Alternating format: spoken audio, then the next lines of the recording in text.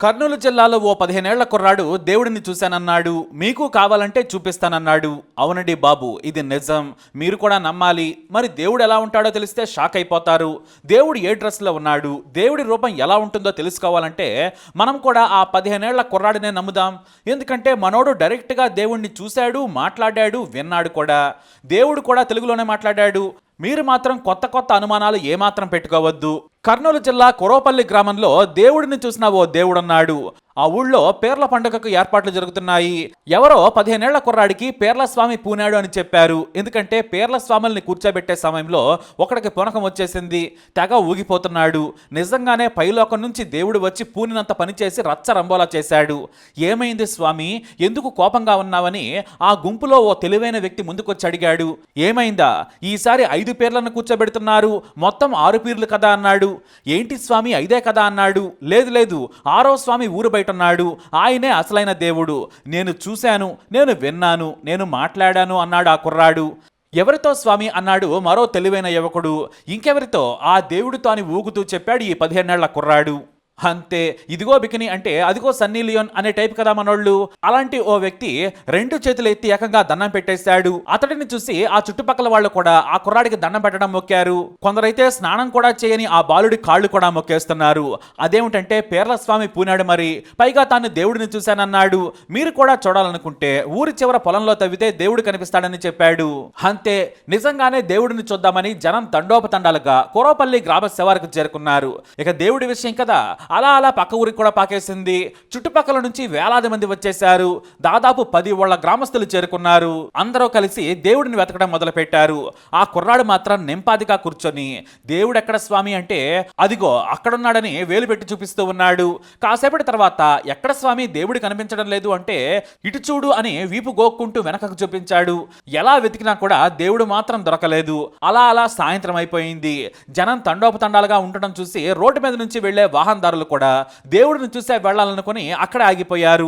ఎందుకంటే దేవుడు కనిపించడం అంటే మామూలు విషయం కాదు కదా. అసలు దేవుడి రూపం ఎలా ఉంటుందో తెలుసుకోవాలి అనుకున్నారు. సాయంత్రం కాస్త రాత్రి అయింది.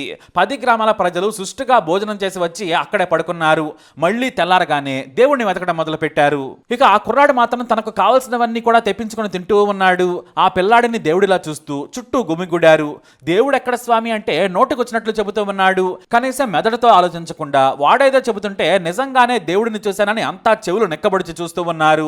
దేవుడు దొరుకుతాడని వెతకడం మొదలు పెట్టారు. ఆ కుర్రాడు మాత్రం దేవుడున్నాడు, వెతకండి, మీకు దొరుకుతాడు, దేవుడు దొరికితే మీ అదృష్టం పండుతుందన్నాడు. ఇక తెల్లారి మళ్ళీ మొదలు పెట్టారు దేవుణ్ణి వెతకటం. ఇక వెతికి వెతికి వెతికి అలిసిపోయారు.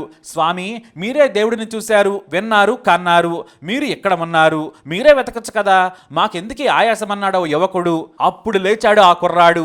కొంతమంది దగ్గరున్న కొత్త వస్త్రాలు తీసుకున్నాడు. ఇక పొలంలో తిరగడం మొదలు పెట్టాడు. ఆ దేవుడినే చూసిన దేవుడని ఆ కుర్రాన్ని అంతా ఫాలో కావడం మొదలు పెట్టారు. ఆ కుర్రాడు మాత్రం చక్కగా కురుకురే తింటూ అటు ఇటు తిరుగుతూ ఉన్నాడు. అతని వెనకాలే ఈ వెరిజనం అంతా తిరుగుతున్నారు. కురుకురే తింటూ తిరుగుతున్నప్పుడైనా వీడు దేవుణ్ణి చూపించడం ఏంటి కర్మ కాకపోతే అని మాత్రం ఎవ్వరూ అనుకోలేదు. అందరినీ వెర్రి పుష్పాలను చేయడం మొదలు పెట్టాడు ఆ కుర్రాడు. కాసేపటి తర్వాత దేవుడు కనిపించాడన్నాడు. మీరు దూరంగా ఉండండి అన్నాడు. వెంటనే ఓ చోట గుంట తీశాడు. ఇదిగో పేర్ల స్వామి అని ఇనుప రేఖతో పీరున పోలిన ఓ ప్రతిమను చూపించాడు. నిజంగానే అందరూ దేవుడు అనుకున్నారు. దండాలు కూడా పెడతాం మొదలు పెట్టారు. కాదు స్వామి, మీరు దేవుడిని చూపిస్తానన్నారు కదా, ఎక్కడా అన్నారు కొంతమంది.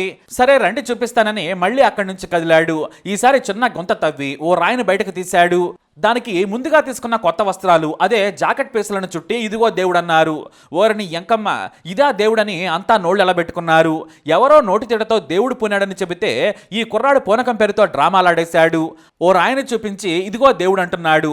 ఆ తర్వాత గట్టిగా అడగడంతో జాకెట్ మొక్కలను చూపించిన రాయినే దేవుడని మొక్కమన్నాడు. ఈ తలతెక్క కుర్రాడు చేసిన పనికి వేలాది మంది కంటికి నిద్ర లేకుండా అడవిలో పనుకున్నారని గ్రామస్తులు వాపోయారు. అయితే మెల్లిగా అక్కడి నుంచి జారుకున్న బాలుడు మళ్ళీ కనిపించలేదు. కట్ చేస్తే మొత్తం డ్రామా ఆడి 10 ఊళ్ళ గ్రామస్తుల చెవిలో క్యాబేజీలు పెట్టాడని తెలుసుకుని ఎవరికైనా చెప్పుకుంటే పరువు పోతుందని ఎవరింటికి వారే వెళ్ళిపోయారు. ఈ దేశముదిరి కుర్రాడి వల్ల పనులు మానుకొని 2 రోజులు నిద్ర లేకుండా గడిపారు. దేవుడు ఎలా ఉంటాడో చూద్దామని వచ్చిన వారికే షాక్ ఇచ్చాడు. ఈ మాత్రం రాళ్ళు జాకెట్ పీసులు మా దగ్గర లేవని తిట్టుకుంటూ వెళ్ళిపోయారు. జనం అమాయకులు కదా, ఇంకా ఆ కుర్రాడు చెప్పే కహానీలు నమ్మేవారు కూడా ఉన్నారు. కానీ ఇలాంటివి నమ్మొద్దు. సరిగ్గా చదువుకుంటే ఆ కుర్రాడు అసలు ఇలా చేసేవాడే కాదు. సైన్స్ అండ్ టెక్నాలజీ పీక్స్కి చేరిన ఈ రోజుల్లో ఇలాంటి లఫుట్ మాటలను నమ్మకండి, మోసపోకండి. దేవుడు కనిపించడం అసాధ్యం. ఆ కుర్రాడేదో తలతెక్కతో దేవుడిని చూశానంటే నమ్మడం తప్పు. కాస్త ఆలోచించాలి. అది చేస్తే ఆ కుర్రాడి చెవి పట్టుకుని బుద్ధి చెప్పాలి. వినకపోతే పోలీసులకు సమాచారం ఇవ్వాలి. ఇలాంటి మూఢనమ్మకాలను నమ్మొద్దు, వ్యాప్తి చేయొద్దు. మరి దేవుడిని చూపిస్తానన్న ఈ కుర్రాడిపై మీరేమంటారు? మీ అభిప్రాయాన్ని కమెంట్ ద్వారా తెలియజేయండి. ఈ వీడియో అప్డేట్స్ కోసం మా ఛానల్ ఫాలో ఉండాలి. అలాగే తప్పకుండా సబ్స్క్రైబ్ చేసుకోండి.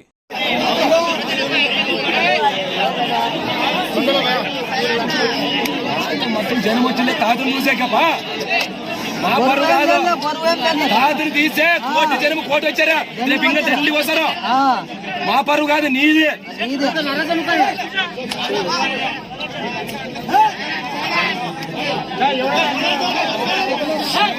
కలిసిన జనం ఎవరు చెప్పరు, నీ పని నీదే. కలిసిన జనం ఊరికి